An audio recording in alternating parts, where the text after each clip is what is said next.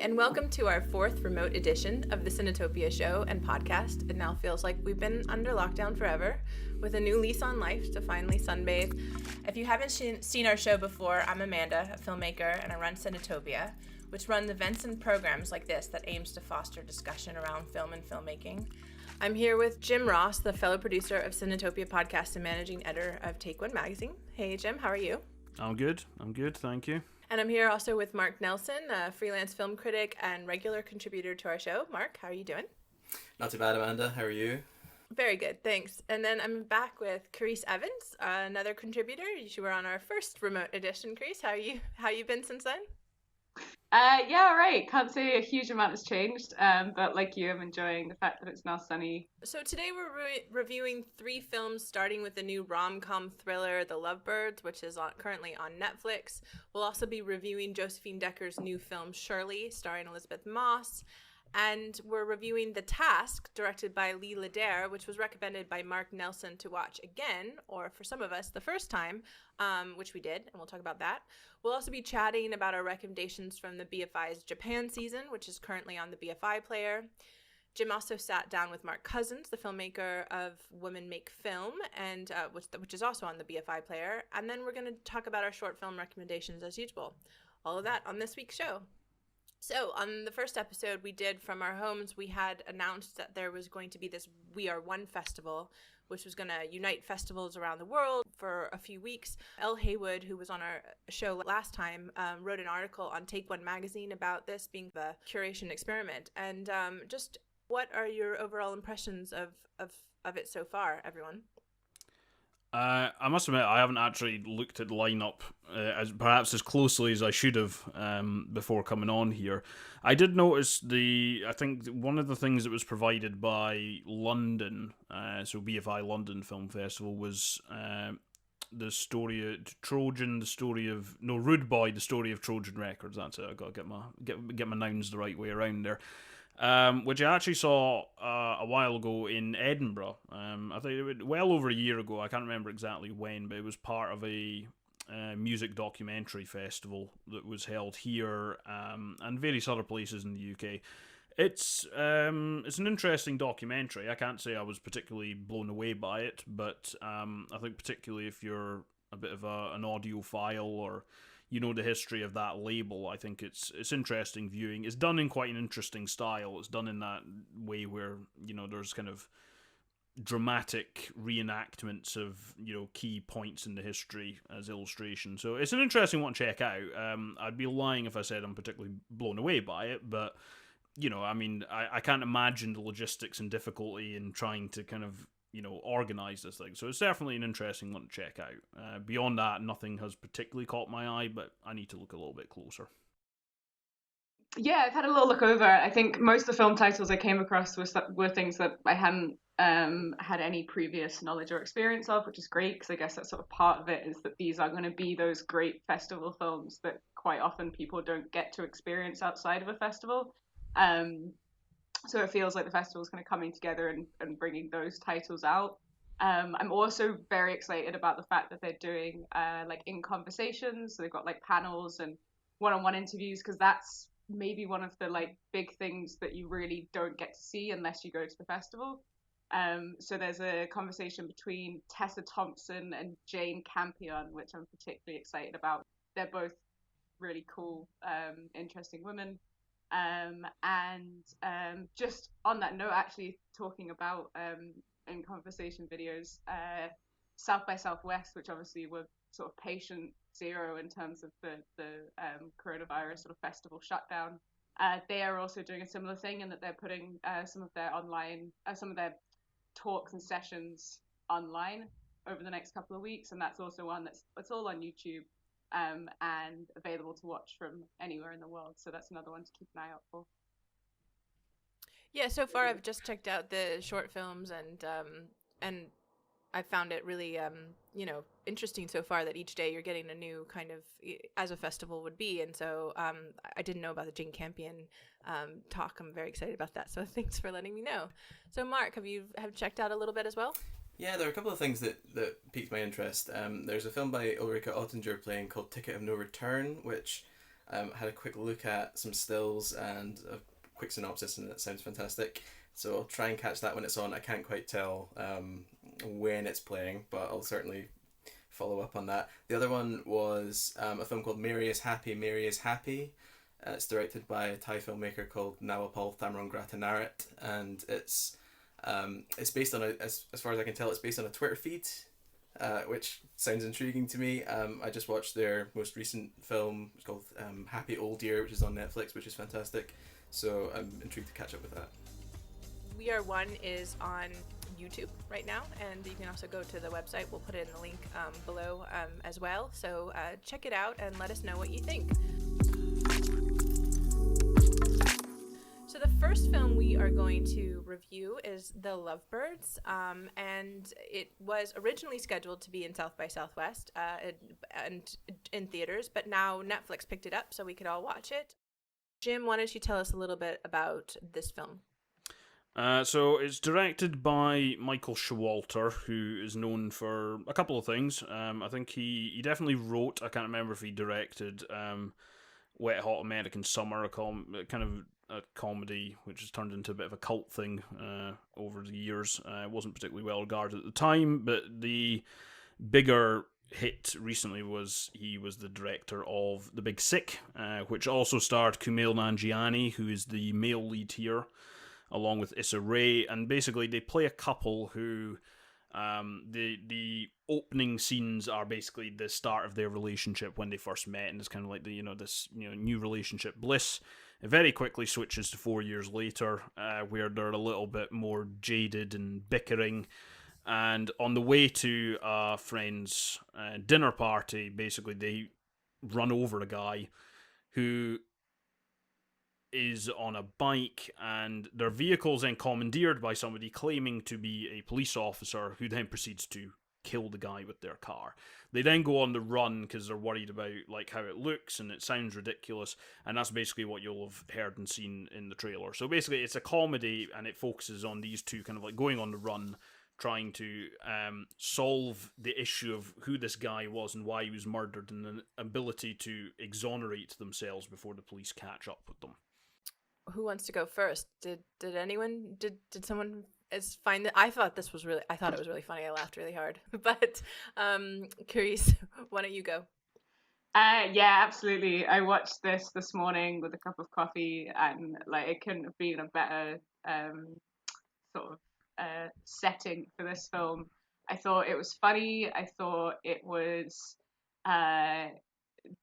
the comedic moments came exactly the right speed that you wanted them. You weren't fatigued. There weren't really any that fell flat. They were thought through. I thought the pacing of the film was great. It didn't really waste any time in just getting to what the premise was going to be, what the issue was going to be, what they were kind of up against. And I felt that the sort of out of nowhere observational comedy that they brought into it worked because of the state of shock that they were in throughout the film. So they, discuss really sort of mundane things like cigarette lighters in cars, and whilst sometimes with these films that have stand-up comedians acting in a film, it can often feel like they're shoehorning their material in, so they're given a moment to do a bit from one of their sets. It felt like there was a intelligent, thought through kind of comedian behind the lines, but it flowed with the kind of narrative of the film. So I agree with Carice about the pacing. I think it was very well done. I mean, this is I don't think anybody's going to come out of this thinking it's the best, it's the best comedy ever, the best romantic comedy ever, or anything. I had a lot of fun with it, though, to be honest. I think it has quite a good script in the sense that it makes quite good use of callback gags. Like, there's at least 2 or 3 in the film that I can think of, and they work quite nicely with when they come into the film. It also, I mean, It's doing that thing where it's taking like a serious issue and it's making a comedy out of it. Now, the thing that actually struck me about this, and this is going to be a ridiculous comparison, I think, to anybody who has seen both films, and I'm pretty sure Carice has seen both films. It actually reminded me as if somebody took the pitch for Queen and Slim and made it into a romantic comedy, quite frankly. Because like there's this issue about why they're not going to the police, right? Because Issa Rae is a black woman, Kumail Nanjiani is a person of color with Pakistani name, and it's just like you get this. There are those bits woven through. It doesn't really focus on them, but it provides something to hang these jokes on, and I think it works quite well. I think there's very good chemistry between the two leads. Really, I'm quite fond of Kumail Nanjiani as a performer anyway. Like, I enjoy him a lot in Silicon Valley. I thought he was excellent in The Big Sick and various other things. The supporting performances are all quite good. I think it undercuts itself quite effectively late on in the film when things start to come to a climax. I think it's just a very enjoyable film. I don't think there's anything necessarily particularly new or imaginative about it, but I think it's just one of those instances where a good script that is well paced with some decent jokes comes together with very talented performers, and it makes something which is funny, but it's also quite smart at points. I think it's not, as I say, it's not I can't imagine myself wanting to revisit this in years to come as like some sort of landmark, but it is a very well constructed piece of comedy, I think. I'm afraid I'm gonna have to play the odd one out here because I think I laughed seriously once in the whole thing. There were many scenes that were quite agreeable. They were happening and they were quite nice, but I didn't find them funny at all, and I found the two performances essentially just had the same mode, which was to look at each other and over-explain things, and that was the joke often. And I wonder that if there wasn't more to the script than just there wasn't more to the script to allow a different mode of performance. It was just that same mash note of over-explanatory comedy the whole way through, which I find kind of annoying. And but actually, where this is kind of interesting is that it looks in a way like a screwball comedy, because it's a comedy of remarriage in a way, and that's interesting. It's interesting to see that done between a black woman and a Pakistani man, because the screwball comedy is notoriously white as a genre, but then the film's politics kind of undermine that, because there's I would say, and no pun intended, there's a massive cop-out ending where they've done exactly as Jim has said about the I didn't think of the comparison to Queen and Slim, but it's an interesting one, where they hint at that sort of they hint at the seriousness of police oppression, and then decide, well, not really at the end, and that irritated me a lot. This is maybe where we get into a little bit of like the discussion that me and Amanda had about like what a film is trying to do, though, to be honest. Because there is an element of like, because I personally quite liked the fact that it hinted at it, because otherwise it would be this weird unspoken thing in the film, right? I mean that as soon as like two white people find them and phone the police and it's the two of them, like it's kind of the unspoken thing. It's the elephant in the room.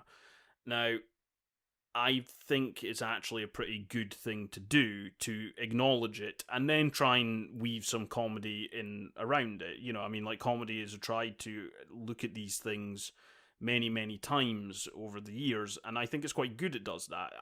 The fact that it hints at it, I think this is where I come out more like how Amanda was when we were talking about films on the last show. It would be a completely different film if they went any harder on that. And I don't think this...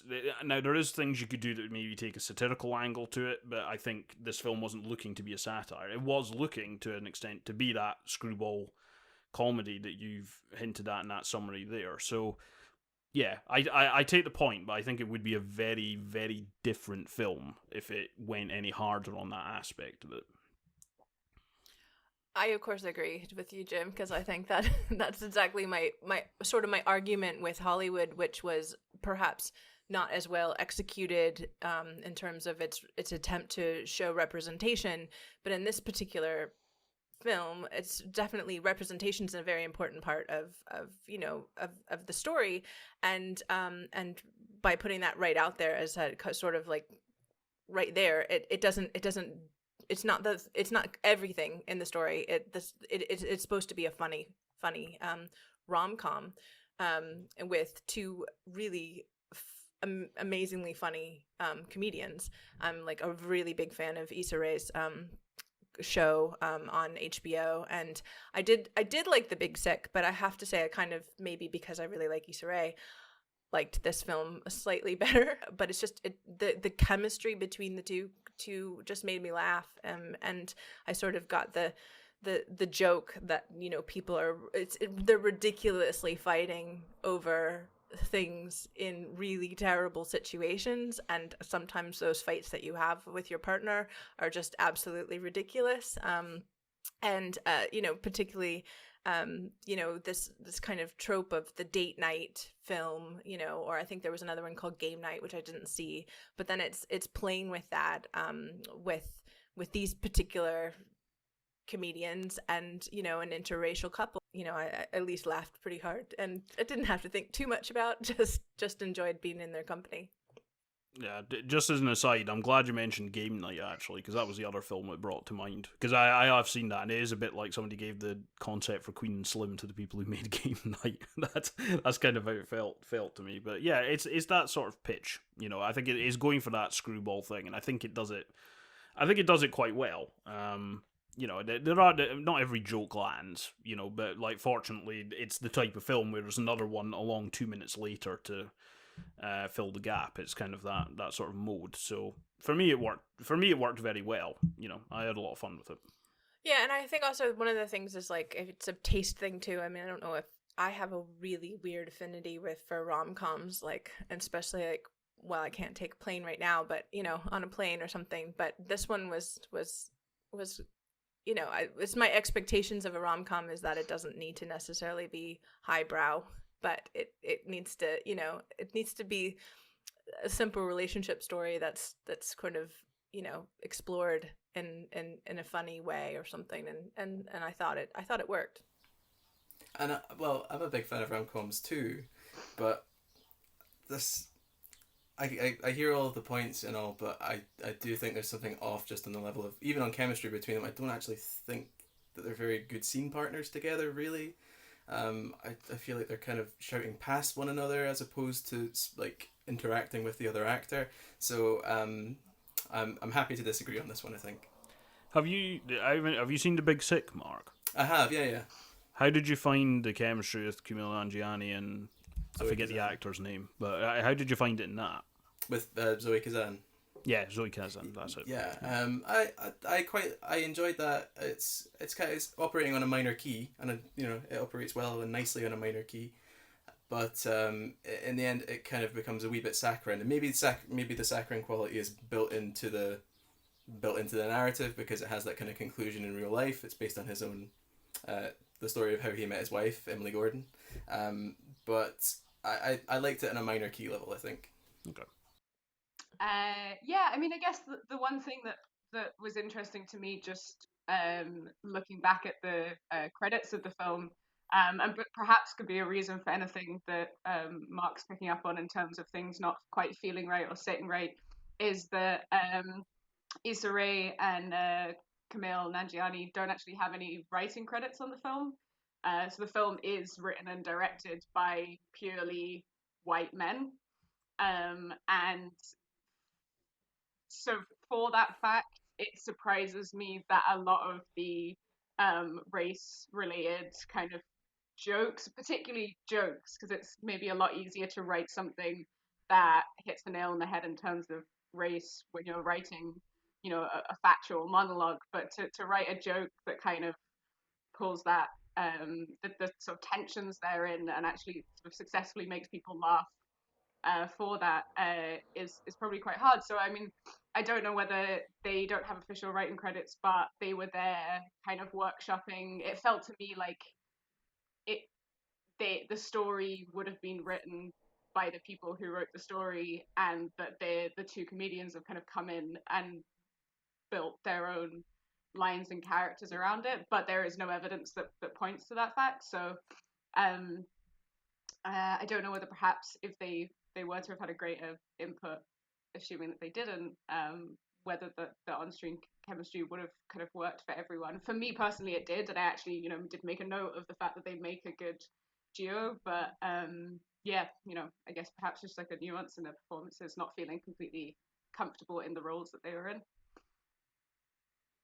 Yeah, I agree. I mean, I agree with you in the sense that perhaps we need to know more about, there are definitely, I knew they weren't writing it, where in fact with The Big Sick, I think Camille had written it, and Issa Rae is certainly the writer and creator of her show on HBO. So it's not the same maybe, but it would be interesting to see, if that was part of it. I agree with you that the chemistry to me is something worth seeing again, perhaps with even a better film, perhaps with a film written by one of both of them, or the two of one of them.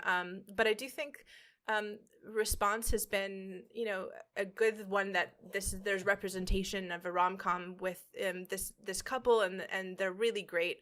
I'd love to see more, is my point, and I think it serves. If some people have said, oh, it just deserves to be on Netflix, and I'm like, I don't think so. I think it was worth.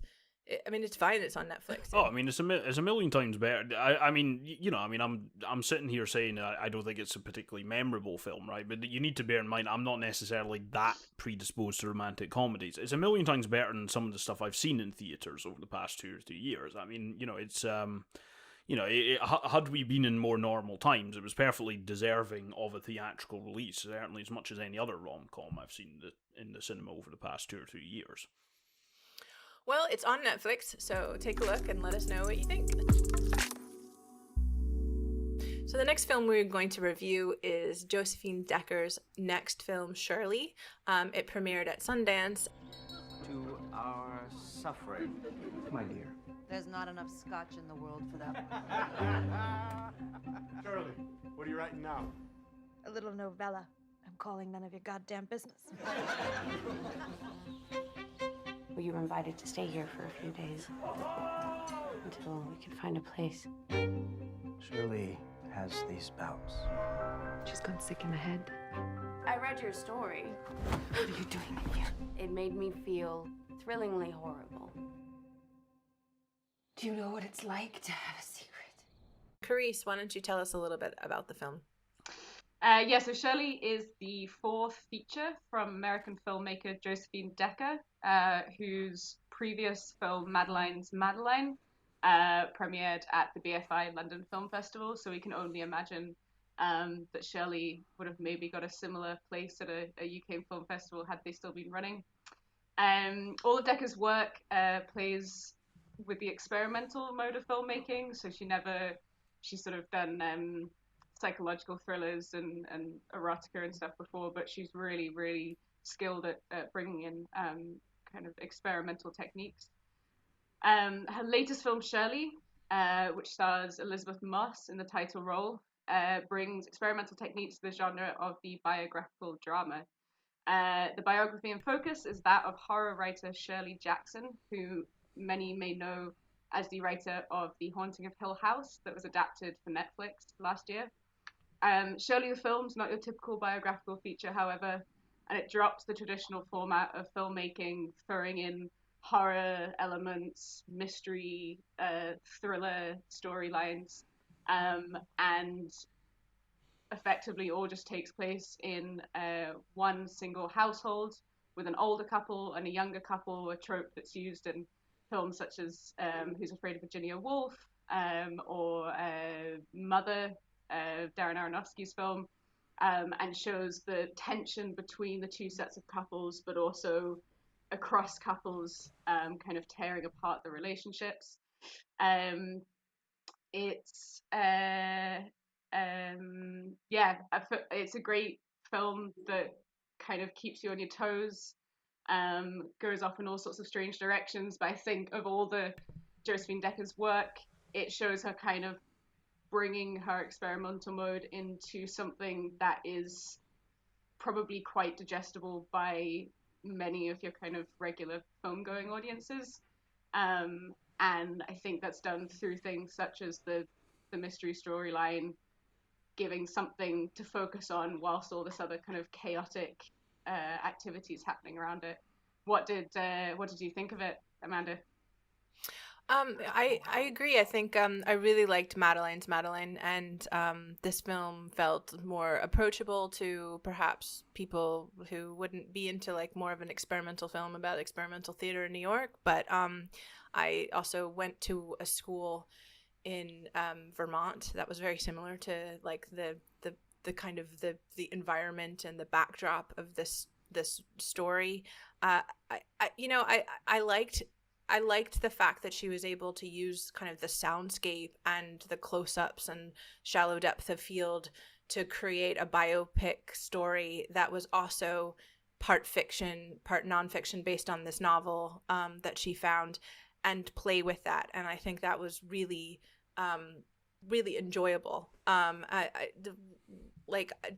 think I might have preferred her previous film a little bit more, but that didn't mean I didn't enjoy it and didn't kind of feel that she captured that energy that would be in academics and the life kind of trauma of a woman who lives in that world and yet is trying to write and sort of deal with the psychological issues of being a woman who had that lifestyle. I read a little bit about her biography and I was really fascinated by this story because it inspired me to. What were your thoughts, Jim?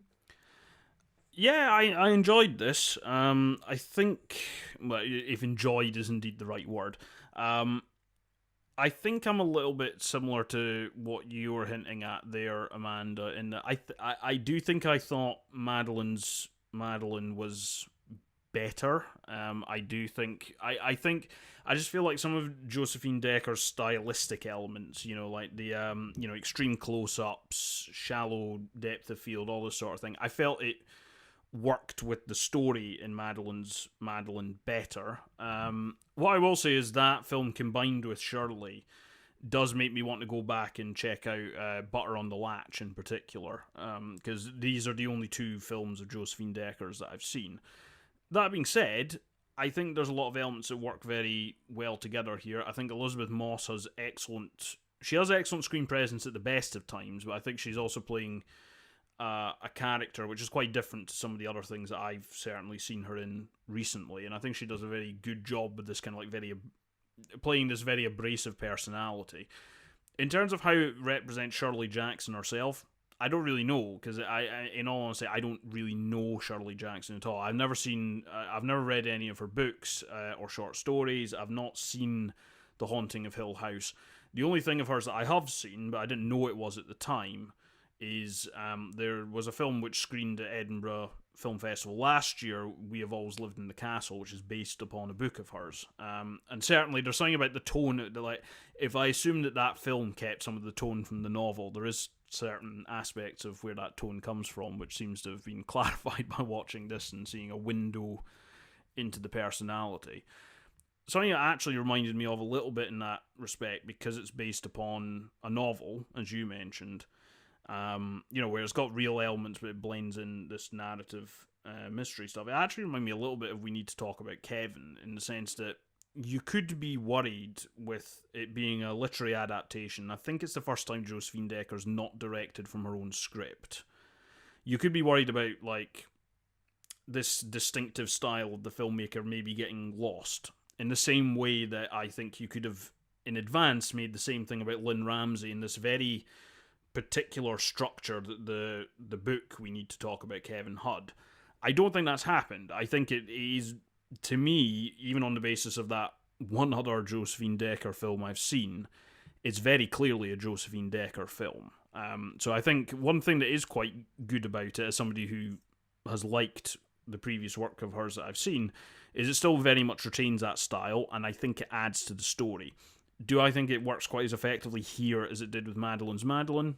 For me, maybe not, but it's still a very effective film. I think it's very well made. I don't think I've really got as wrapped up in the kind of like the mystery elements as The story about like the grad, is it a grad student who disappears, and kind of like, what's happened there, and that forming the bedrock of like the new work that Shirley in the story is working on, which I understand goes on to develop into one of her actual books that was written. But for me, I didn't get quite as wrapped up in that. I found I got a little bit more out of it when the stylistic elements were blending with, in particular, Elizabeth Moss's performance, to kind of give a bit of a window into her psyche. And that's what I like, and I don't think that's a coincidence, because that's what I liked about Madeline's Madeline. So for me, those are the bits I liked, and it didn't work quite as well on that basis, but it's still a very effective, very skilled piece of filmmaking, I would say. Mark, what do you think? Yeah, I found this interesting because Decker's films, or at least the ones I've seen, which is Madeline's Madeline, Thou Was Mild and Lovely, the one she did after Burr on the Latch, which I haven't seen. They're all films I admire but don't quite love, and this is the closest I've got to loving one of her films, really. Maybe it's just Elizabeth Moss in part, because her I love when Elizabeth Moss plays a very fiery, hard shell exterior character. I always enjoy these performances, particularly the one she did last year in Her Smell, which I thought was absolutely fantastic. Here, and as we've mentioned, everything in the house, which is shot with a very particular lens, so that you get these, as mentioned, a very shallow depth of field, so that you're in her headspace in a way. You touched on sound design, which is crucial for this, because in certain scenes, all you can hear is the sounds from outside, and it's almost as though the town outside her door is one of her fictions. Like, it doesn't actually exist. If it exists beyond her, it has to have been made by her, because it's so strange and so weird. I'll say that I really like the trade-offs that she and Michael Stuhlbarg give each other as scene partners. I find there's just a very discomforting relationship that they have, but there's a kind of, they like one-upping each other quite a lot. I like particularly how Michael Stuhlbarg's character, the professor, he's so slimily agreeable, if that makes sense. He's so like he has such an annoying register of being agreeable while also putting obligations on people. So there's a moment where he's talking to the character who comes along to stay at the house for a while, and says, "You won't pay room and board, but could you help out around the house, please?" And the way that this is done is this awful mixture of no, absolute politesse, but then also, "Oh, but please, you do need to help us." And that little switch that Spielberg does is so good. I would say the other two performances are a bit blanker, purposefully, and that's interesting, because then you get how Shirley affects them and affects their presence in the house. Where it falls off for me a wee bit is in the matter of the story, which is the novel she's writing is Hangsaman, and what the narrative essentially posits is that parts of the character are informed by Shirley, parts of the character are informed by the transplant into the house, and that seems, not to use the word obvious, it does seem obvious. To me, that's a pretty standard literary biopic, literary fictional trope in these sorts of movies, and that's kind of consistent with the experience I've had with Decker's films, which is the narratives always in some way peak a while before the end, and then it's just a slow peter off. But it is the film I've enjoyed by her most so far. I agree with the relationship and the way that the two main characters, the husband and wife, are interacting. And I think I remember the table scene. There was one like table scene where all four of them are there, and the way it was shot, just sort of from like, again, these close-ups, but just kind of like you could feel the tension of the four characters, and then continually they went back to this table as time goes by. Again, this also use of seasons and I also, what you bring up this idea of like the sounds outside affecting Shirley. I think about this like living in Vermont in this very isolated sort of way, and the town gown relationships with these institutions and the relationships of being a writer, being respected for being a writer. You know, the husband, again, looking into his past, he did have a real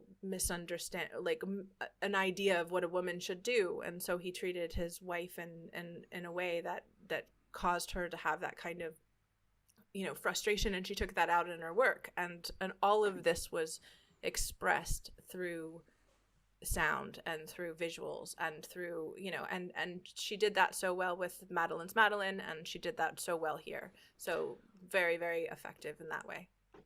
I'm really pleased you've mentioned the sound, actually, because it's something we spoke about when we reviewed Madeline's Madeline, and it gets mentioned, but I don't feel it's an aspect of those two films that is really spoken about enough, to be honest with you, because I think in particular in kind of like getting into kind of the mental landscape of these characters, and it does need the visuals to go with it as well, but really I think it is actually the sound design in both of these films that takes them to another level in terms of their effectiveness. So I'm glad that both of you mentioned it, because it is quite something. Like, it's easy to spot Decker's visual style in both of these films, but I need to look up who was involved with the sound design, whether it was the same folk, because I really do think that takes both of these films up a level.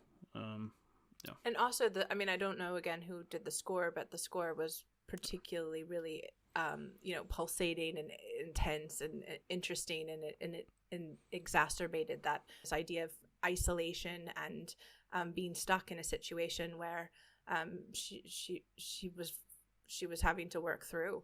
I also kind of appreciated Michael Stuhlbarg doing the Bizarro World version of his Call Me By Your Name character. Mm-hmm. It's a variation, certainly.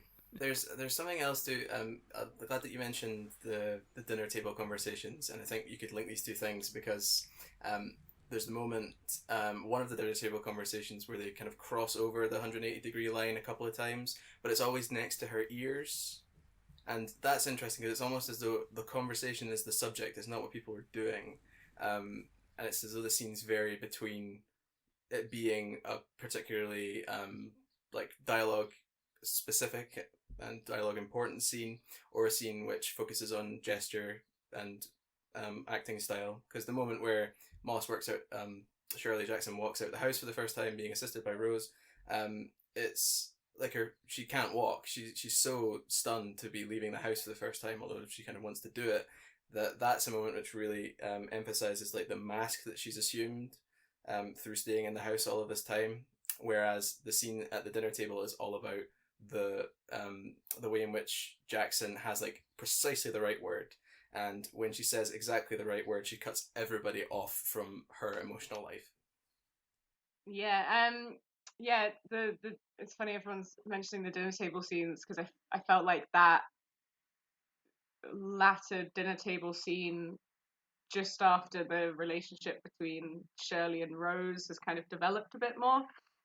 It was a really fascinating point for me, and I think it was a point where the film could have gone in one of two directions, and the direction it did go in is perhaps understandable in terms of, whilst there is this deepening of the relationship between Rose and Shirley, ultimately it is Shirley and Stanley as these incredibly archetypal kind of academic elite who just couldn't function anywhere else besides the world of academia, are really just playing with Rose and I forget the name of Rose's husband. Stanley and Shirley and Rose and Rose and Fred. So Fred, really, yeah. Shirley and Stanley are just playing with these two younger characters who either will or won't go in the same direction as them, perhaps won't because they're too mediocre, something that gets referenced quite a lot, the idea of mediocrity being worse than being terrible because it's just nothing. And I felt like I really wanted at that moment to go in the direction where Shirley and Rose's relationship is explored more, because the ways in which that is played with are really kind of quite interesting, and it's very sexy and coy. And I mean, even actually the fact that everyone was talking about the sound design as well, the sound design and the setting of the film reminded me a lot of Peter Strickland's The Duke of Burgundy, which features these two female characters who have a kind of submissive, dominant relationship between them that it plays with. And I could kind of have seen Rose and Shirley's relationship going down that route, with one is perhaps health-wise weaker, but really in her mind she's so strong that she can't be kind of stopped and crushed and kept quiet. But that dinner table scene where their relationship was probably built to the highest height it gets to, and then it very quickly just goes, and that it's just lost, and Shirley's back within kind of Stanley's bubble. And the next time we see them interact, Rose kind of goes to Shirley again, looking for that connection that they've grown, and Shirley just kind of casts it aside, and it shows that they really aren't the kind of characters that can let in romance and warmth and love. They're just interested in kind of in playing with people and exploring the limits to people's tolerance, I think, to a certain extent.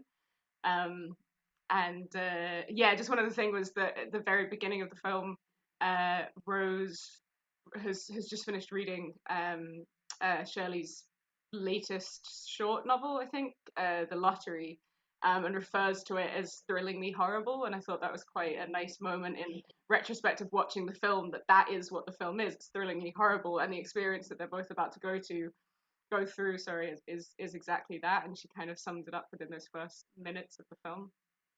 Well, I think we all agree that it's certainly beautiful and certainly interesting, and in varying degrees. But Jim, when is Shirley coming out?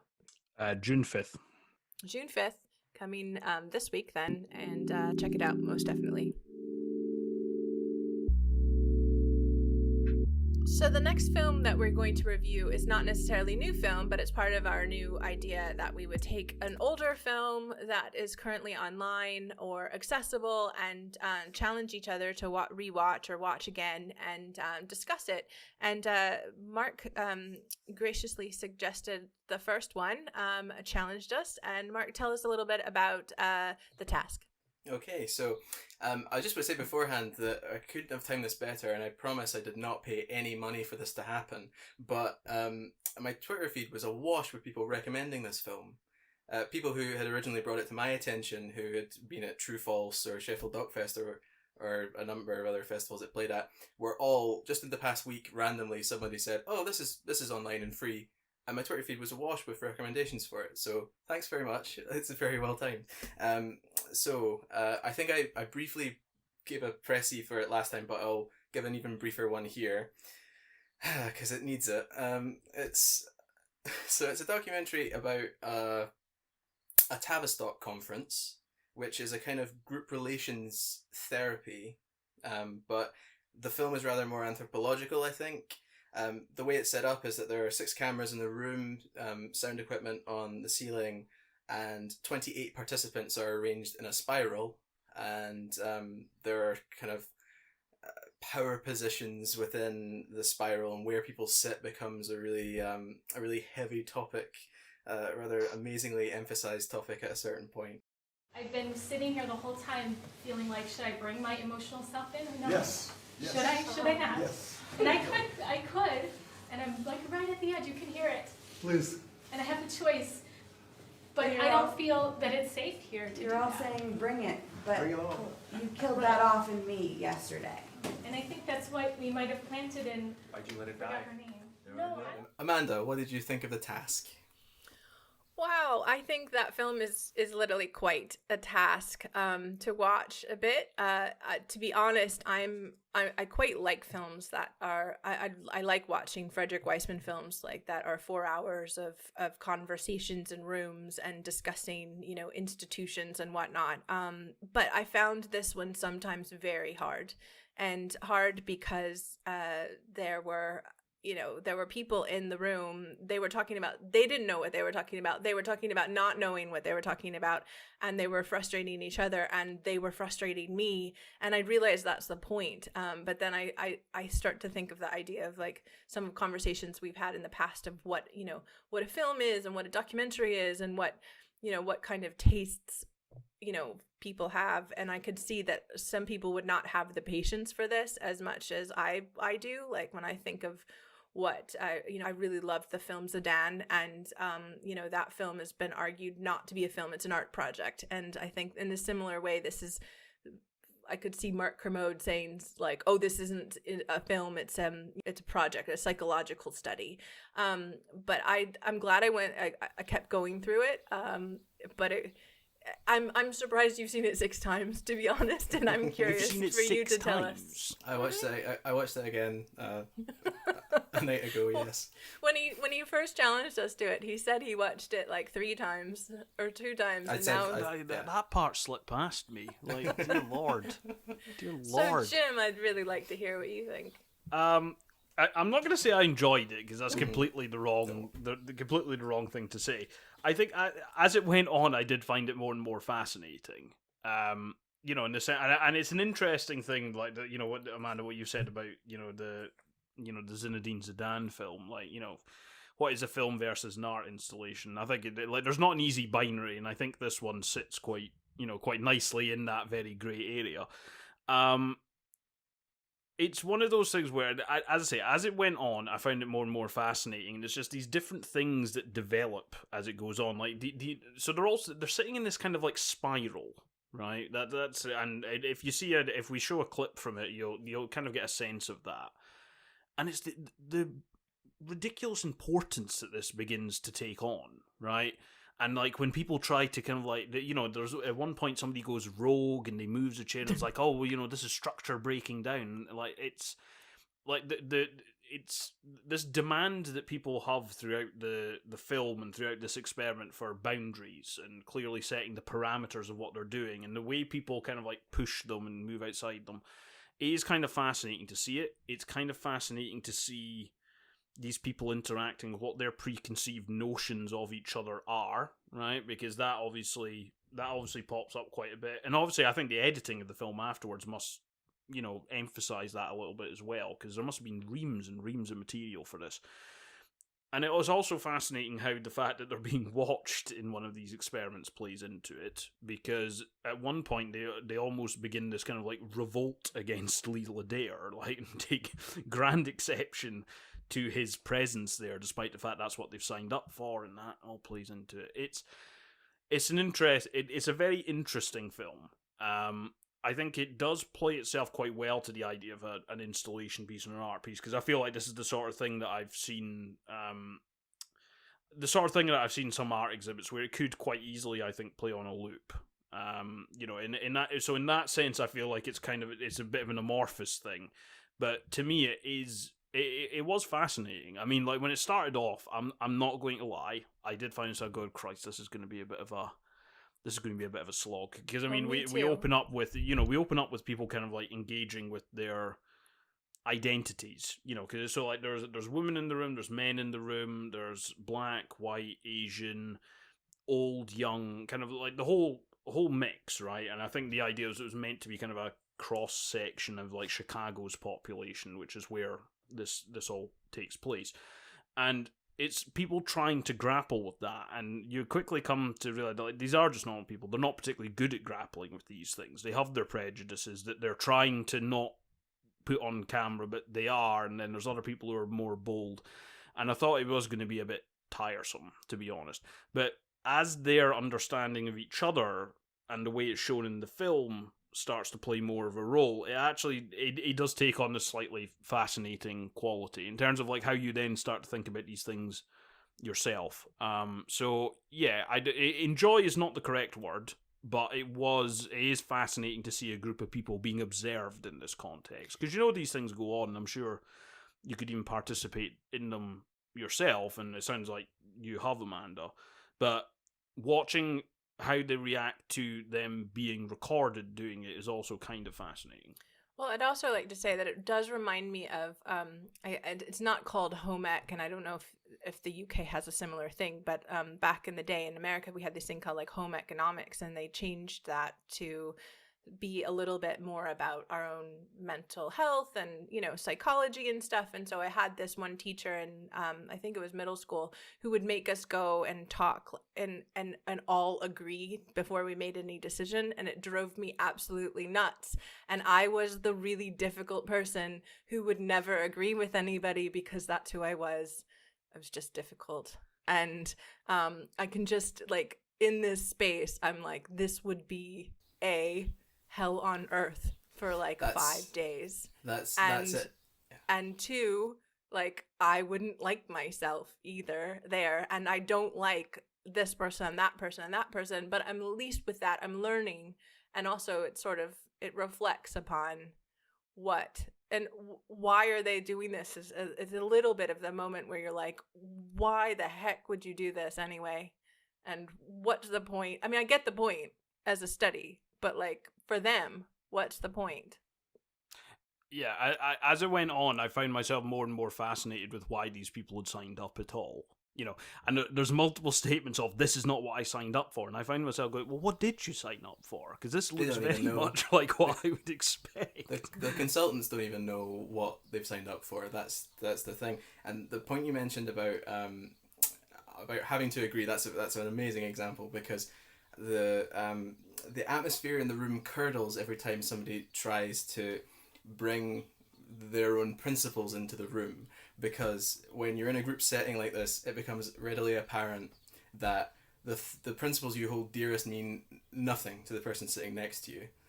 They don't agree about the base fundamentals, and so the film kind of becomes about, if I can formulate this properly, it becomes about meta discourse, right? So it's like the worst version of your Twitter feed reflecting on itself. That's what this movie is. And there's the point we mentioned about authority, and there's a really interesting layer about the authority of the director as opposed to the director of the conference itself. So you have one of the major juxtapositions in the film is between the impetus to create art out of the thing and the impetus to carry out the task as handed down to them.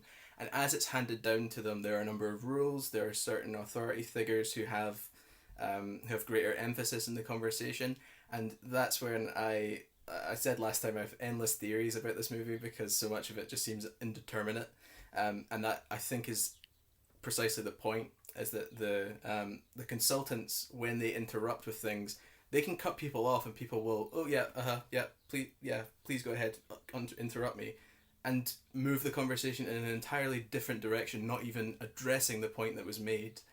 And people go, oh, well, that's interesting because it's a consultant who said that. If it were another person in the room who had said that, they would have ignored it because it's nonsense. But because you can see people in the backgrounds, and the editing is one of my favourite parts about this, because it captures what's not being said. So much of what's being said in the room is just subterfuge. It's trying to hide. It's trying, as people keep mentioning, it's about a failure to establish intimacy with people in the room.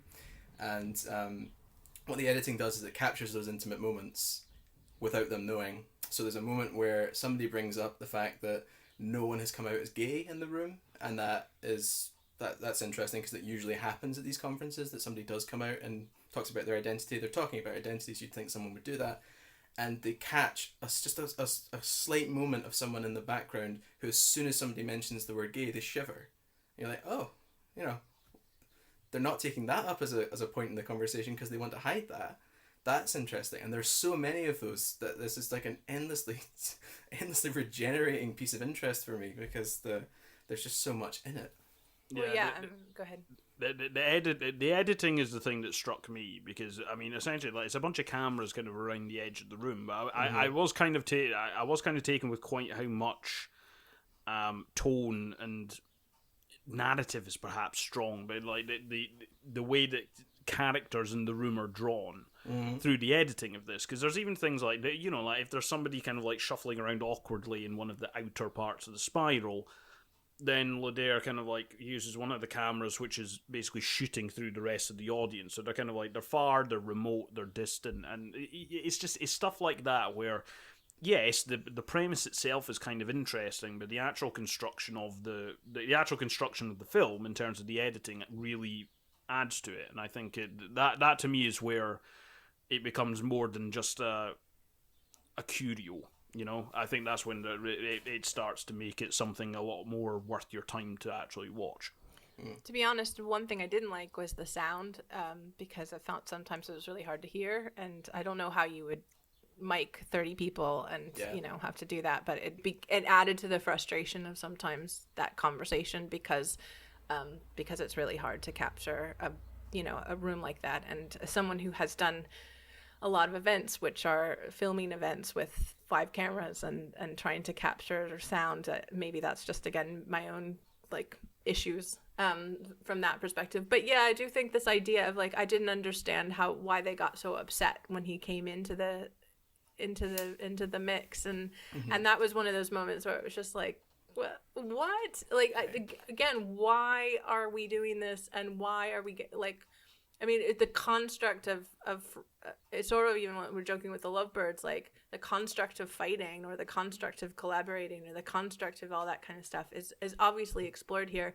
And if you haven't been in those kinds of situations before, we all have, I guess. And another thing it reminds me of a little bit, and I know, Carice, you haven't seen it, but is how we worked in our master's class of always collaborating as a group, and how people from different ages and different backgrounds are coming together and trying to work together, and it's really frustrating, and it's done on purpose. And I still don't know if I would watch it 6 times though, Mark, to be honest. That's fair. There's the point you mentioned there is really important, is when I don't know that it's possible to spoil this film. There are a bunch of meta narratives, but there's not really a narrative per se. Is that Leigh Ledare is an observer in the room, and it's clearly been agreed, and I think the reason why it becomes such a problem is because this is about authority generally, and the way in which the consultants are using their authority, which is to collect data about everyone's uncertainty in the room, whereas Leigh Ledare comes in and he makes them uncertain, right? And it's breaking the rule that was established. There are very tight time and space boundaries. That's why late in the film, somebody who has been very, very open and very opens up his emotional space at some point, late in the film he gets enraged when people start moving around, because there are these very tight boundaries that have been agreed upon with an authority figure, and Ledare, in entering the circle, is interested in breaking down those notions of authority and seeing how people in the room react, because this is about forging new ideas. Yep, absolutely. Very interesting. Thank you for sharing. And, we will put a link to the task, which you can view as many times as you want online, and let us know what you think. The next segment that we're going to do is we're going to explore the BFI Player, actually. The BFI is doing a season for Japan 2020, and it's one of their major blockbuster seasons. And as usual, they'll sort of have a lot of options to watch on the BFI Player, and we have decided to go through and look at what some films that we recommend from that is. And so I'm just going to pass it on to just go around. And Mark, would you tell me what you recommend? Sure. So I was going to go for my favorite Ozu, but I think Ozu is going to be well represented here today. So I'll go instead for Kaneto Shindo's rather wonderful, rather odd Onibaba from... So this is it's about a woman and her daughter-in-law who live in 14th century Japan, not specified location, and they are waiting for the older woman's son and the younger woman's husband to return from... There's a lengthy civil war happening between the two different areas of the country, and they live in what's called a susaki field. It's long grass, so they're hidden in these areas. And how they live is they kill passing samurai who are trying to escape from conflict, and they strip them of their armor, of their weaponry, and they dump their bodies in a hole that was just mysteriously there. How this develops, it becomes interesting. One of their neighbors returns home from the conflict. He is immediately questionable because he's killed a Buddhist priest in order to return home. He's wearing priest garb, but he said the only way he could get through was by killing the priest and wearing his clothing. So already we're in a world inverted in this place. Most notable, I would say, is probably the score immediately, because there's this fantastic taiko drums that are mixed in with jazz and these like sonic distortions that happen at a later date, and you get the sense of this being like a really hot place, and that's partially why I picked it, because the weather was so good, and I thought I need a really sweaty movie. That's what it is. So the man who returns from war and the young woman's not named, neither is the older woman. The man's called Heichi, and Heichi and the younger woman start a flirtation, and they start having sex, because this is a incredibly repressed moment in Japanese history, and they're just repressed people. There are no people around to have sex with, and the husband's not there anymore. So they start doing that, but the older woman becomes jealous, and there's a very memorable shot of her mounting a tree in desperation, because she would also like to have sex with the young man. And what happens is I won't go towards the ending, but this is an incredibly well-paced movie, and it takes about 40 minutes for the first major issue to develop, and another 40 minutes for it all to resolve or not resolve, as the final shot's a bit of a famous non-ender, but a rather brilliant one.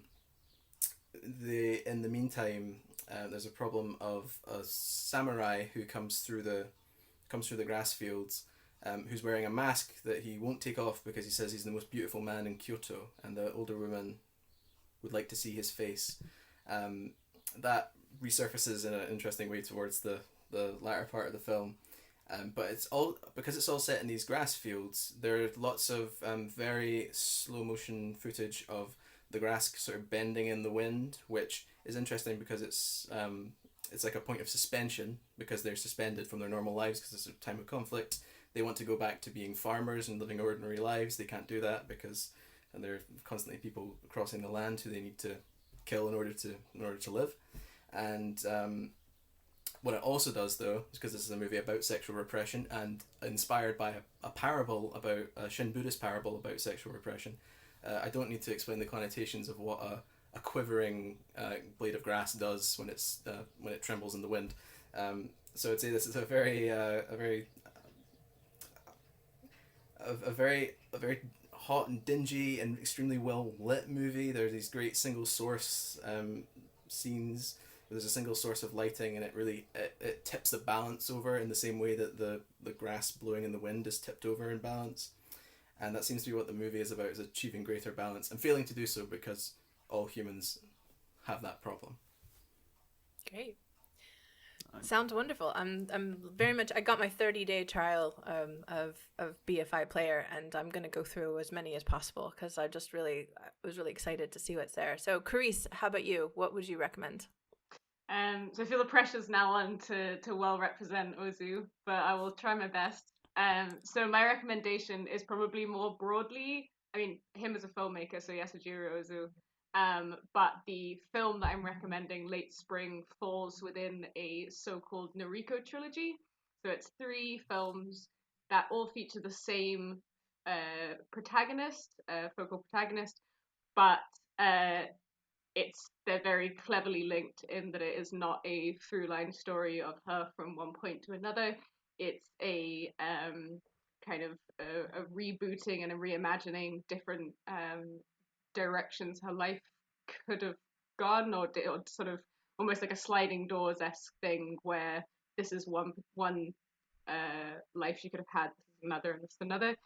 And my particular reason for wanting to recommend these is, I guess, twofold, in that I feel like as a domestic drama, anyone who is a fan of the domestic drama sort of genre and has only experienced this through Western films, his films are 100% for you. There is nothing other than having to read subtitles on the screen that makes it even slightly difficult to watch. It's comfortable. It comes with all of the tropes and all of the moments that you might expect.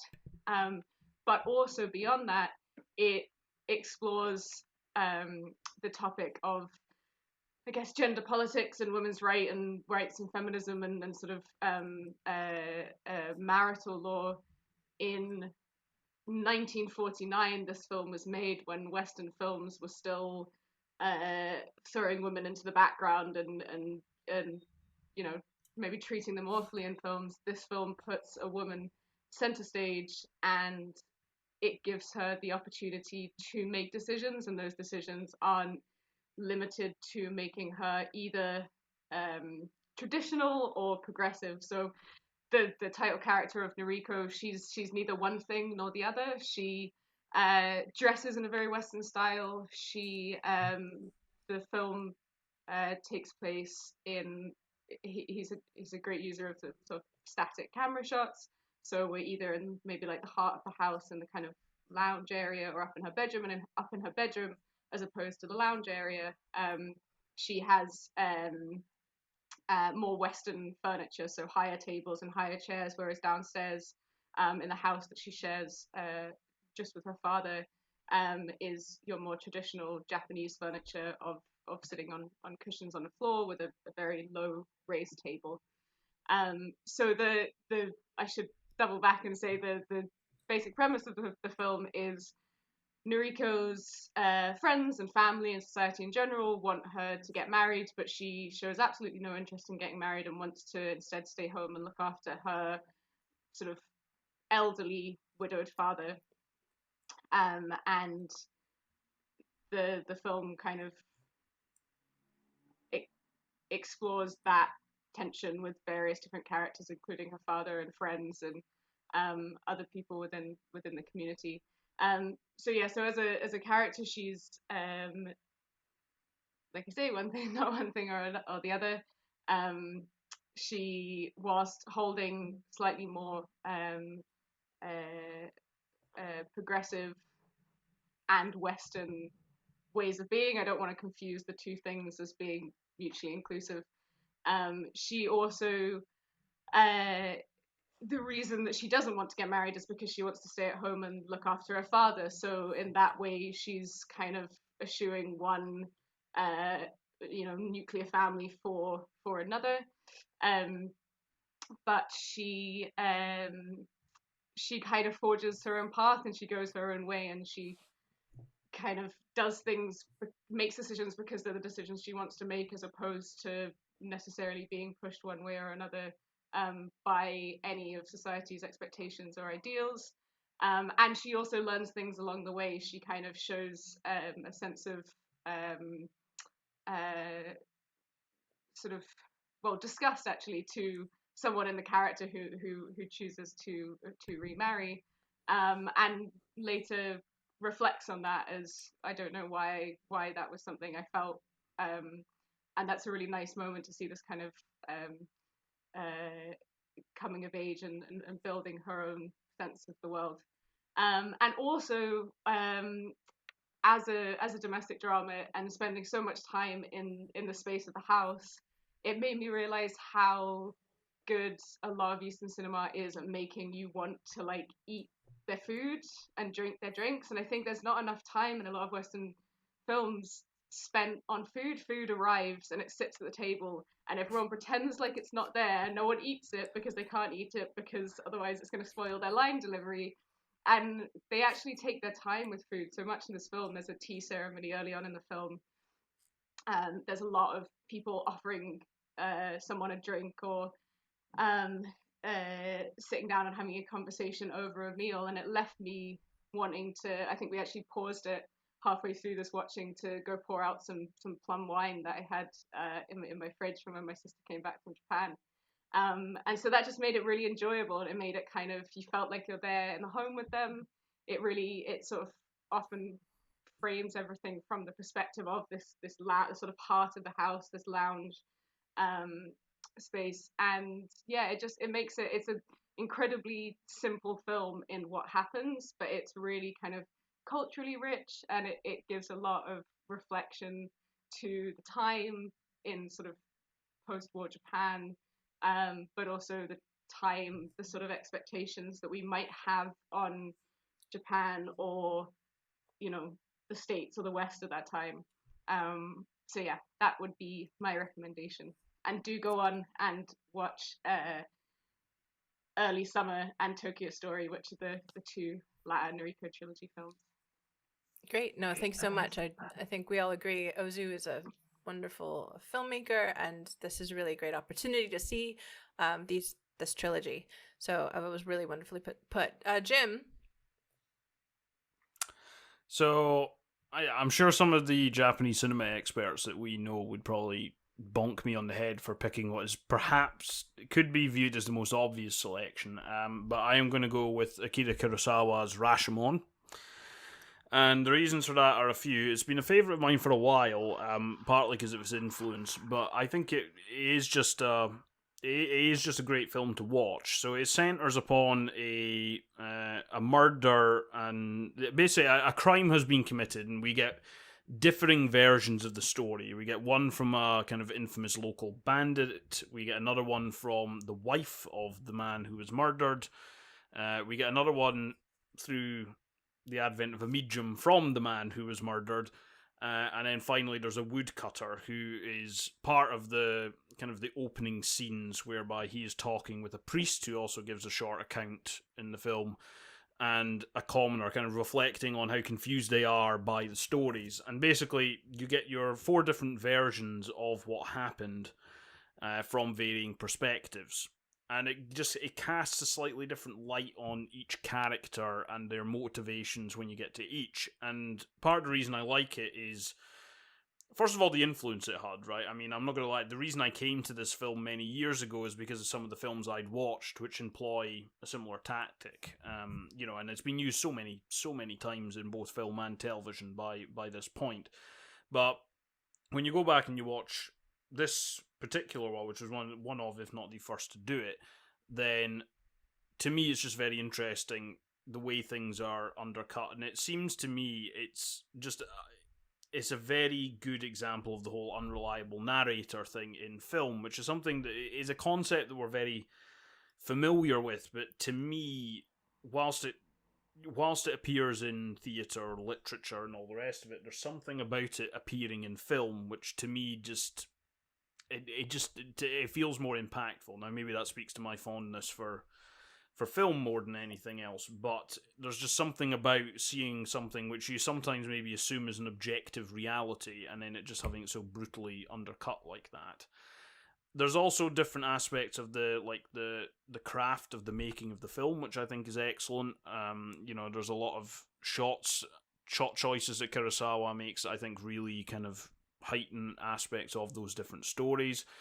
In particular, we've spoken about sound design on the show already. In particular, there's one confrontation which is shown in a couple of different ways in these different accounts of the crime, and they're made out to be kind of like very grand. And then when you come to the final one, it's then shown from a different perspective, which is then shown this completely opposite manner to how it's been described before, and the sound, or lack thereof in this case, is a primary thing amongst that. So I think it's really well told story, or multiple stories, and the influence it's then gone on to have. Like I think Rashomon's in. I mean, literally it means city gate, or like the entrance, like the film opens on. That's what Rashomon refers to. But I'm pretty sure it's actually now entered the dictionary as this storytelling structure, right? People will refer to shows having a Rashomon episode, whereby you've got differing accounts of the same thing. For me, it is an excellent film. I think it's probably it's personally my favourite of the Kurosawa films I've seen. I think it's a very good film, but I think it's also a very influential film, which will then also clarify where some other ideas for later films have come from. As I say, I think some of the Asian cinema, or specifically Japanese cinema experts that we know would probably say it's a very obvious choice, but there's a reason it's an obvious choice. It's because it's a very, very good film, and I think it's a landmark one, which, seeing as it's part of the season, I think everybody should check out. Great, thank you. And I have to admit that I'm not a Japanese film expert, so I'm looking forward to seeing some of these films that I should have seen a long time ago, and this is why having this season is a really great opportunity for you to check this stuff out. So I looked on the BFI Player and tried to find one that seemed interesting, but I had no idea about, and so I chose When a Woman Ascends the Stairs by Mikio Narusa. It's a film about a woman who's aging, and by aging, she is getting to the old age of 30. But in this story, it takes place in 1960. A woman named Keiko, or also sometimes referred to as Mama-san, is a hostess in the Ginza nightclub. And this film is really, I did a little research on Narusa, was very, like, the director was largely, ignored during his lifetime, but people have really come back and seen the work as quite amazing for doing very quiet working class dramas. And there's this film starts kind of at this main character going up the stairs, and what these stairs represent to her is the struggle of her life, which is getting older, having to work, and choosing being a widow and having to choose the path that is forced upon her, whether or not it's starting her own bar, which is expected, or marrying again. It is so beautiful, but it's so quiet, and it's actually quite sad. I think one of the things that I read is somebody likened this work to what Douglas Sirk did for American society, and how this really depicts Japan society during that time specifically, and this working class women who have to live in this male dominated society. There's so much that goes on in it, and it's definitely worth watching. It's definitely me worth watching again and learning a little bit more about it as well. So but I highly recommend it, and let us know what you think. So that's it for us on Japan 2020. But Jim, you actually talked to Mark Cousins, whose film is on BFI Player as well. Women Make Film. Yep. So it came out on, I think it was about a couple of weeks ago now. So it's coming out on BFI Player, I think, segment by segment. There's 14 hours of it in total, so there's plenty to come out. I think each segment is at least a couple hours. I think there's 5. And I think it's available on DVD and Blu-ray now as well. So yeah, spoke to him about it, the project, how they came to it, what he was trying to achieve with them. It's definitely worth watching. I think it's fascinating. There's a lot of names in there I'm learning about for the first time, some where I'm seeing their work put in context for the first time. So I think it's definitely worth checking out, particularly if, like me, you feel like you've maybe got a few gaps to fill in your knowledge, and even just being aware of filmmakers to go check out, I think. Great. So we will roll that interview right now.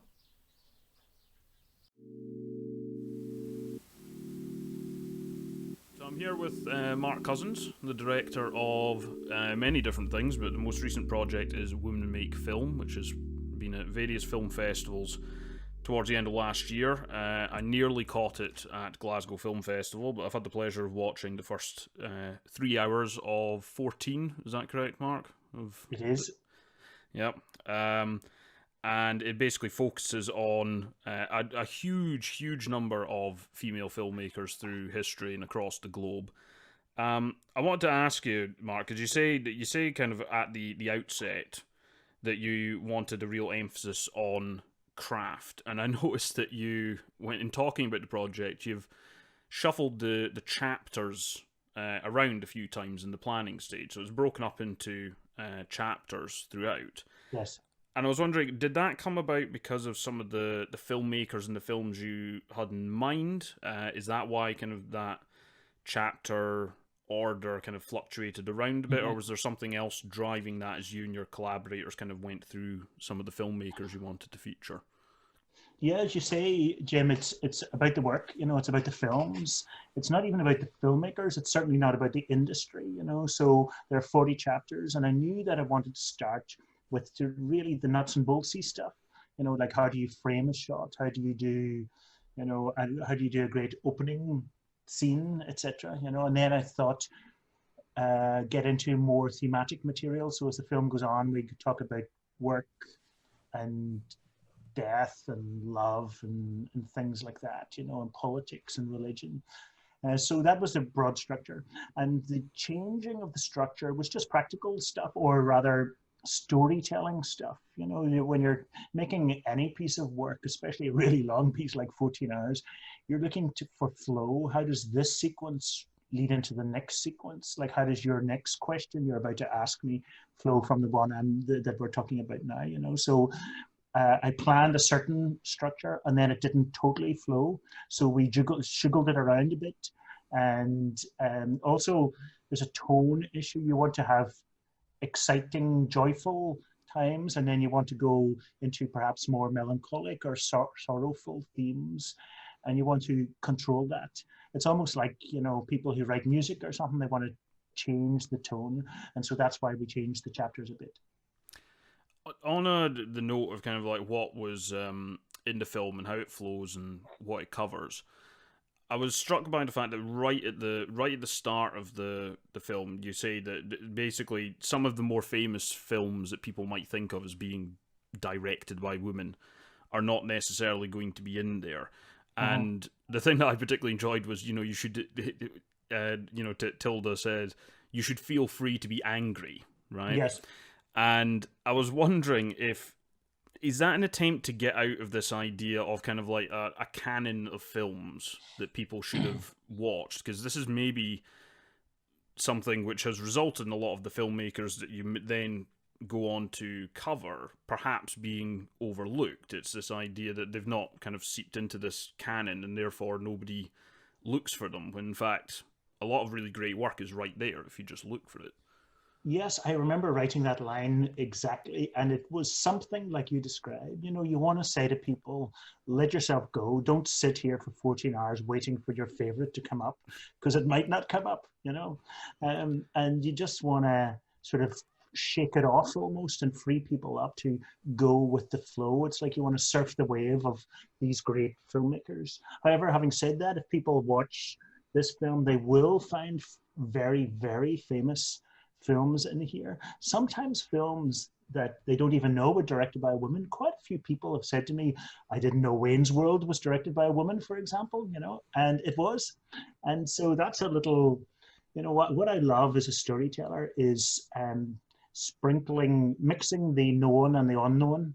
And there are loads and loads of films in here that are unknown, and there's some that are really well known. And when people feel, oh God, this is so much, I'm a bit lost here, then you throw in a Wayne's World, or then you throw in Big with Tom Hanks, just to say to people, yeah, don't worry, you're not totally lost. There's stuff in here that we all know. Yeah, I was quite happy with like some of the reminders it gave me as well. Like, I hit myself because I forget so often that Mary Harron directed American Psycho, for instance. Yeah, and it's like these film.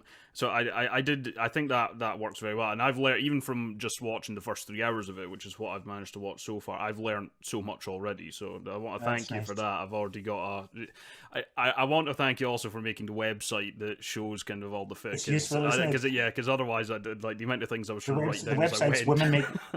The website's womenmakefilm.net, and as you know, when you've looked at we haven't written anything on the website at all. There's no text. It's just frame grabs of each of the films featured. So if you see a film there and you think, wow, I want to know more about that, you can go on the website and find out the name of the film and the director. Yeah, it's an excellent resource. I'm very, very pleased about it.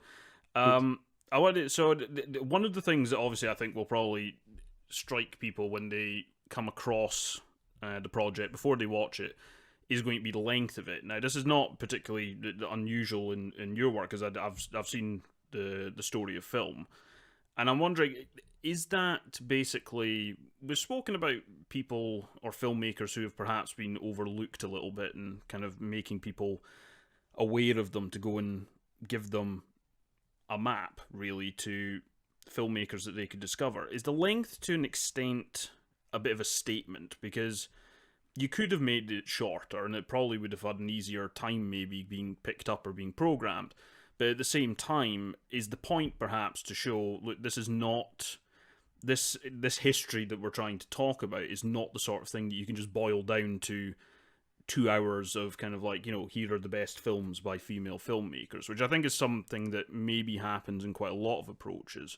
So was the length just simply what you wanted to communicate? It had to be a bit of a statement and say, look, there's a vast world here. This is not something that can be condensed down easily. Yes, I see what you mean. It's sort of both of those things that you say are sort of true. I'm, I'm always worried about under imagining something. I really like that word, under imagining, or two words. Because what that means is that if you do something, you make it seem less than it really is. And I think in some ways you're right. If we had made two 90-minute feature-length docs about Agnes Varda and Jane Campion and Claire Denis and the most famous female filmmakers, you would say this such a thing would go really far and wide. But here's the counter argument, and it's a really interesting one. This 14-hour film full of women that we haven't heard of has sold all around the world, like more than anything that I've ever done, including in Chinese TV and Indian TV and Russian TV. This is so as you can imagine, when we started making this, we were very nervous that nobody would want to see such a big, long thing full of filmmakers you haven't heard of. And the opposite is true. And we can learn from that, and I can learn from that, and I think lots of people can learn from that. You don't want to under-imagine. You don't want to self-censor. You don't want to say, let's make it small because the audience doesn't want something big. Maybe the audience does want something big, and maybe, particularly under times of lockdown, for example, we are looking for long-form stories and unraveling stories and kind of epic adventures. And so I've been really encouraged by the fact that this film has gone so far already. And it's just coming out here in Scotland and the UK, but already it's played, Spanish TV played it in a single 14-hour event, for example. And before lockdown, it played in cinemas in Barcelona and Madrid and in Finland. They bought, I think, scores of films, maybe even 100 films directed by women to play with it. So, you don't want to underestimate aim your low. audience. You might as well aim really high. Yeah. On the note of the kind of the audience reaction, how have you found the blend you've ended up with? Because you had the many festival screenings. Of course, there was the big premiere at Toronto. And then really you've kind of got just to the end, and then the whole coronavirus outbreak has happened, and it's now moved into the online, primarily, as you say, TV and then kind of online distribution. How have you found that as a journey? Because it's a little bit different to what it might normally be. Like it might, because I think it was meant to play at Belfast, I think, was it not? And then that festival was postponed. Yes. Yeah. How have you found that as a filmmaker, kind of getting that festival run, but then kind of almost kind of accelerating a little bit towards the end unexpectedly? Yeah, it's a good question. We were lucky. We played at Venice Film Festival, Toronto Film Festival, Telluride, some of the big ones. But then, of course, everything closed down. There was a planned theatrical release here in the UK, and of course that didn't happen. But as you know, life blindsides you. Either our personal lives or our working lives. Things come from left and right field, and the coronavirus wasn't the first thing that happened to this film. We were quietly working away long before Weinstein, and then that happened, and those revelations, and I'm so glad, and we're all, of course, so glad that the industry's slowly waking up to that kind of thing. But you have to decide where you're aiming for, what are you really trying to do, And when Weinstein happened, for example, I realized that we weren't trying to describe something about the film industry. We were trying to describe the work of these women. And then when the coronavirus happened, I think we all realized that we just wanted to get to audiences no matter how. And, actually a lot of people have maybe a bit more time on their hands, although of course people are busy with care and parent, and so a lot of people are even more busy than ever. But this could be an opportunity to watch a 14-hour film. And before the coronavirus, maybe it was harder to watch a 14-hour film. Yeah. No, I mean, certainly I think it's people do seem to be looking for long form storytelling. I've seen a lot of people kind of like jumping onto series online and things like that. In that regard, just to take a slight left turn, it's obviously quite worrying times for the film industry. In terms of the coronavirus outbreak, you've got an impact on production, you've got an impact on exhibition, festivals, kind of across the board. Do you find it at least heartening, as difficult as times it may be, that people are engaging with work probably more than ever right now? I mean, sure, they're doing it in non-theatrical settings, but the fact that you've had what seems to be a very good response to Women Make Film, and there's other people consuming art and creativity across the world, is that at least a source for optimism going forward, despite the difficulties at the moment? Yes, it is. People, my hunch is, just from my circle of friends and people I know, people are watching more films than they did beforehand. Like my daily conversation with my mum. My mum used to go out into Belfast where she lives, and she can't now. So my daily conversation is about what's on Talking Pictures, what old classic movies she might like. I think we'll find that people are watching a lot more cinema and other forms of entertainment than they used to, which tells us, those of us who make films, it tells us that we have a role, even when times are bad, maybe particularly times are bad, the role of entertainment, of inspiration, of rejuvenation, of getting out of your own head and into other worlds. These are all valuable things, either purely for escapist reasons or for something, more nebulous, like, enrichment.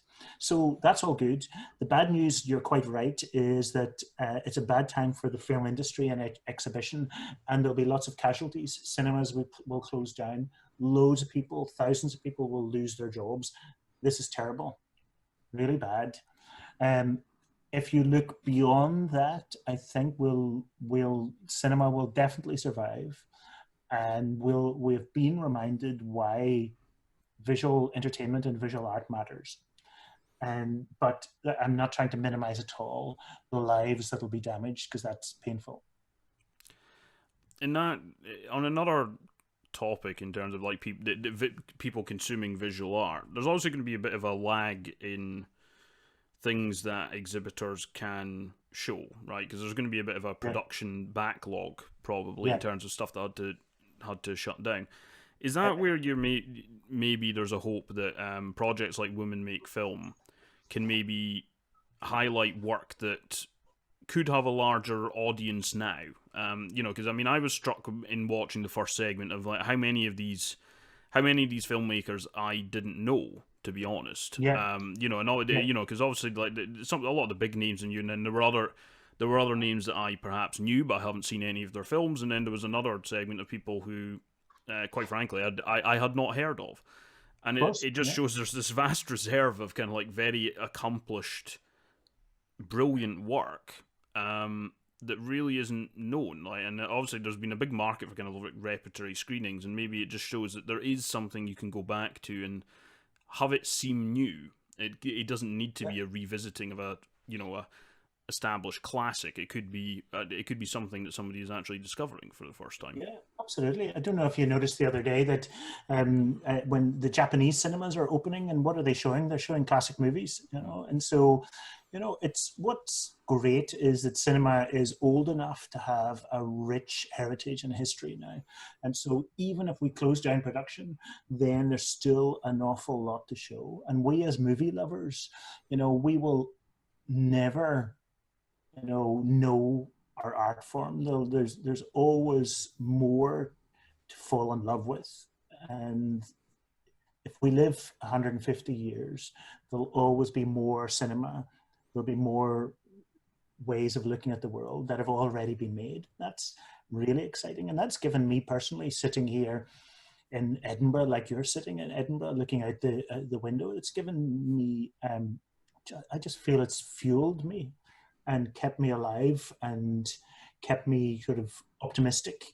The fact that even me, and I know a lot about cinema, as you know, but even me, what I don't know is far greater than what I know. What I haven't seen is far greater than what I've seen. That's a lovely feeling.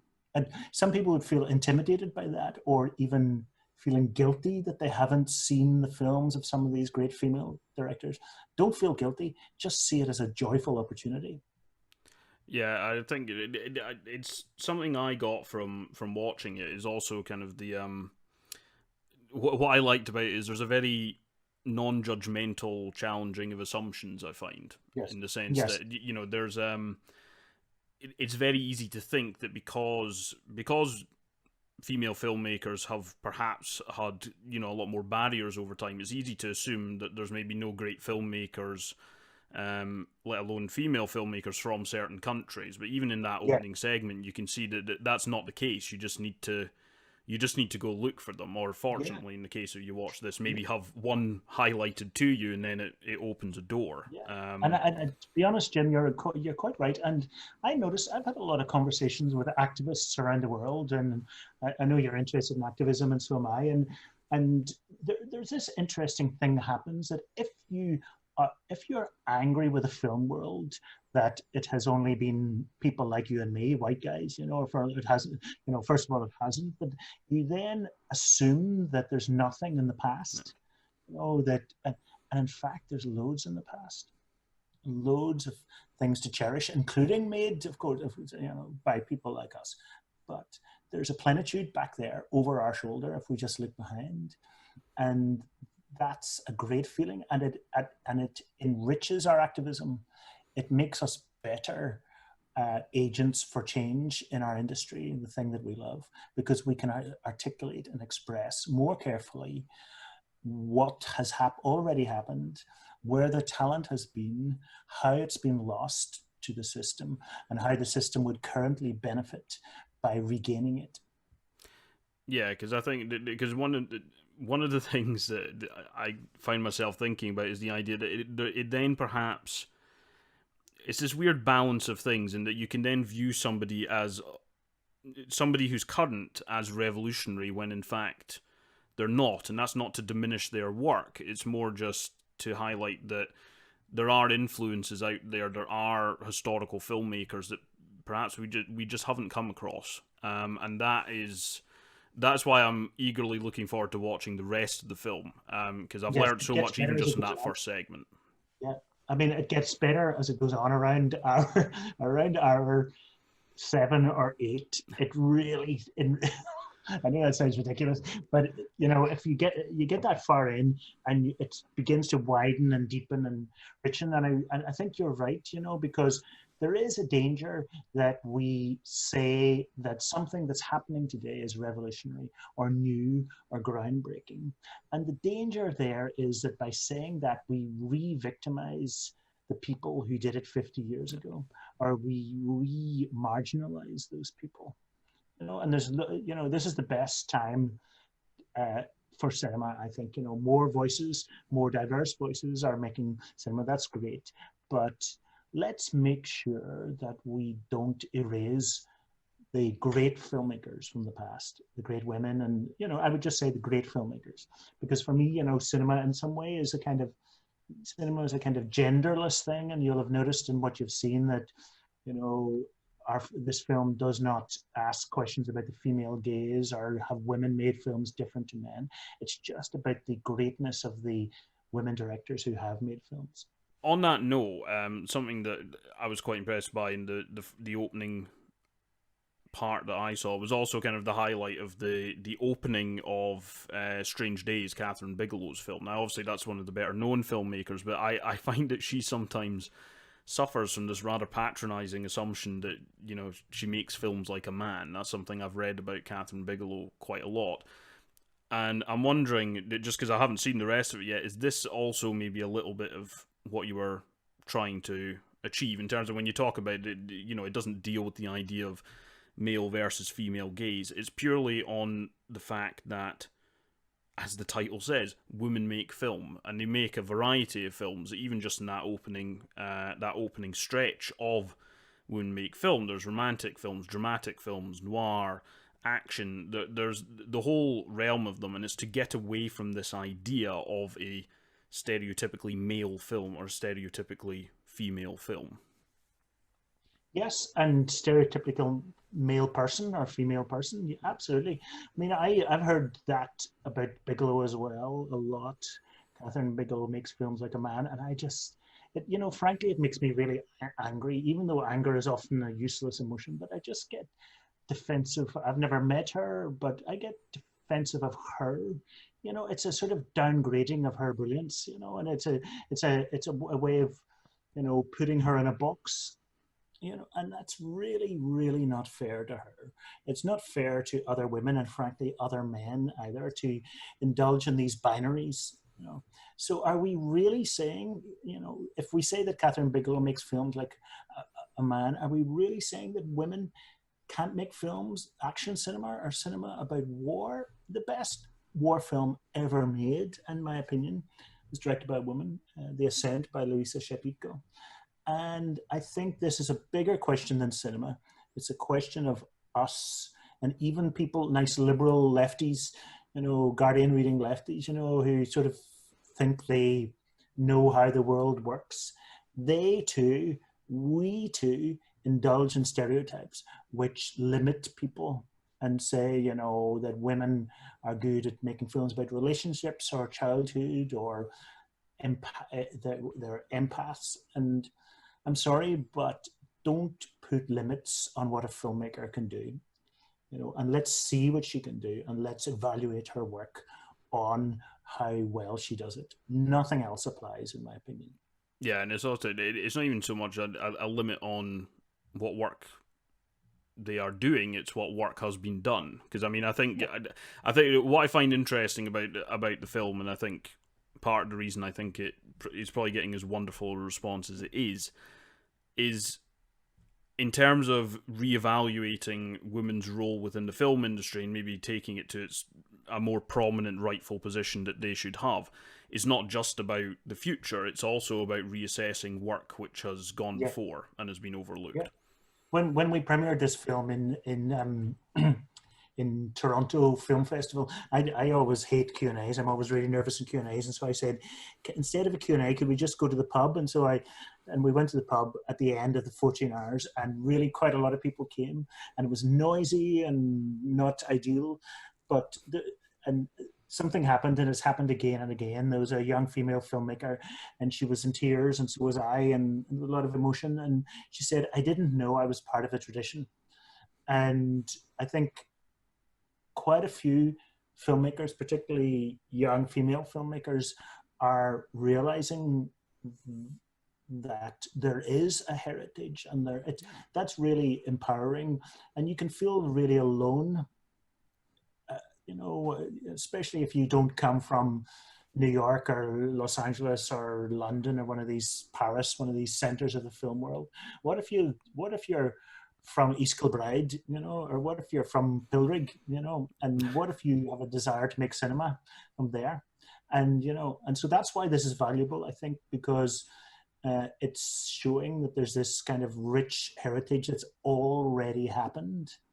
Yep. The aesthetic arguments have already been won. We do not need to argue, can women make great war movies? Because they already have. We do not need to argue that can women make great epic films? Because they already have. So, sorry, get rid of those arguments and get on to something else.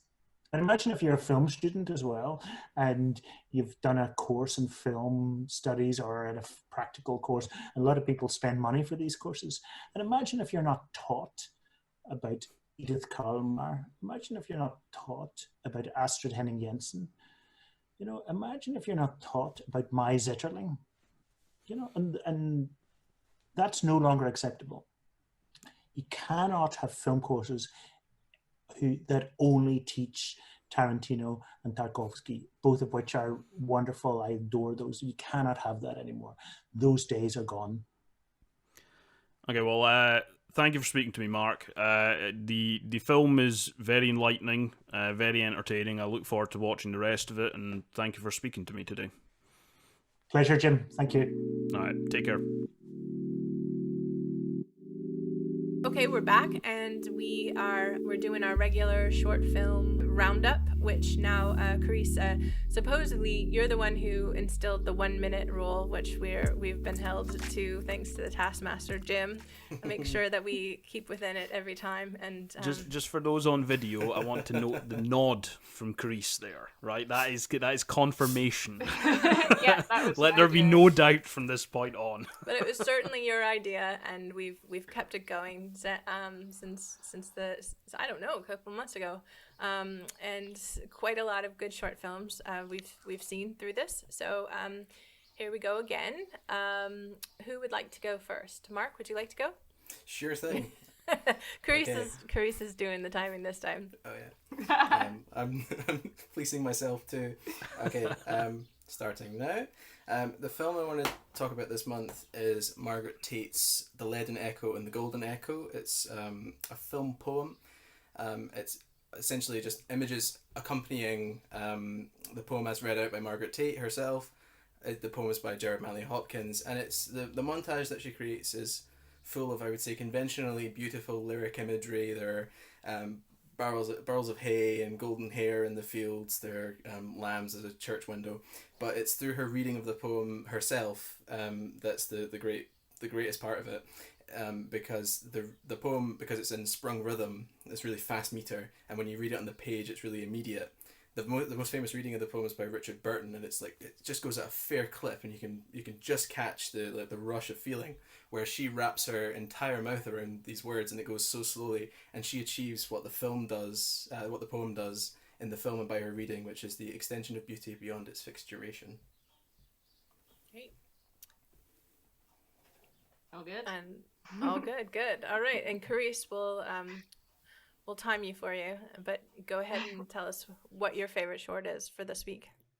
So mine's perhaps a little obvious choice, but I don't necessarily want to take for granted that people have already seen this short film. So it's Two Cars, One Night, directed by Taika Waititi. And I thought with the announcement this month that he was going to be directing and writing a new Star Wars film, that perhaps he'll be on people's mind and they might want to see more of his films. It's a very simple film. It's a love story between two young New Zealanders, about 8 or 9, and the whole film takes place in a car park outside of a pub in rural New Zealand. The film runs for 11 minutes, but it uses sped up footage to show the significantly greater passing of time. The two children are waiting in their cars for their respective adults to come back from the pub.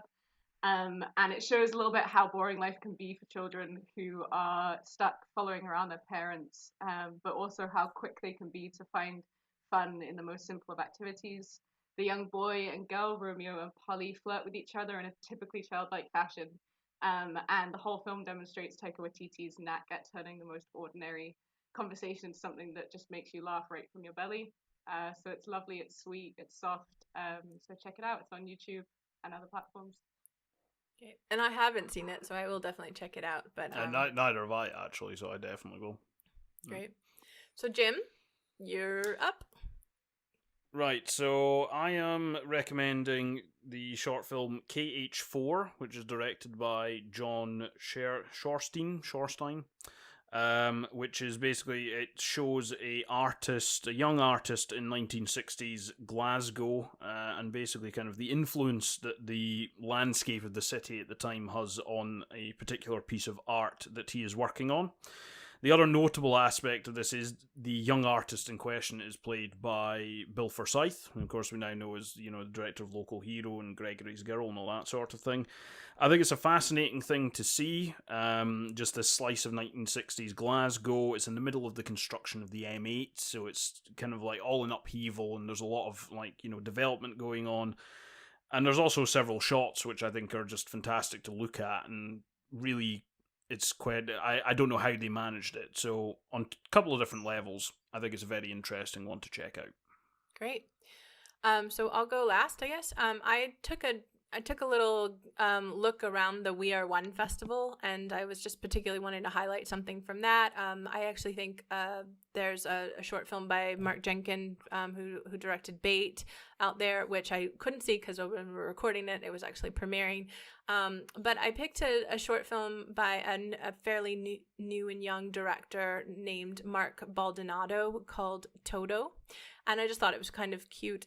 It was about a 90-year-old Italian nonna who gets a robot in the mail and teaches it how to speak Italian and make spaghetti, and helps her around the house. And unfortunately, something happens to its software, and so I thought it was quite amusing in terms of this idea of isolation and connection, and our need to use technology these days. It was sweet. It's cute, and it's worth, again, to take. I saw a few others that I didn't want to recommend, but I think it's definitely great. This opportunity that We Are One Festival is giving you really wonderful short films that were coming out in festivals globally, and they're right on YouTube, and it's a really exciting time to see those. So I highly recommend giving that one a look, as well as others. So that's it. Right? I made it in 1 minute. The main bit. The recommendation of the film. Yeah. Oh, I kept going. Normally I'm like 15 seconds. No, we gotta plug that. We gotta plug that festival. Yeah, absolutely. Well, I can't thank you guys enough for joining us again, and another really interesting technologically interesting Zoom remote Cinetopia podcast chat. But very, very amazing films, I think, that we got to explore this time around. And join us for the next one, which we will announce soon. But we'll let you know what we're about to watch. As always, if you have recommendations or you see the films, please let us know. You can connect with us on at cinetopiashow@gmail.com is our email, and at Cinetopia on Twitter, at Cinetopia Hub on Instagram and Facebook. We'd love to hear what you think about these films, and thank you guys so much for joining us. Bye. See you next time.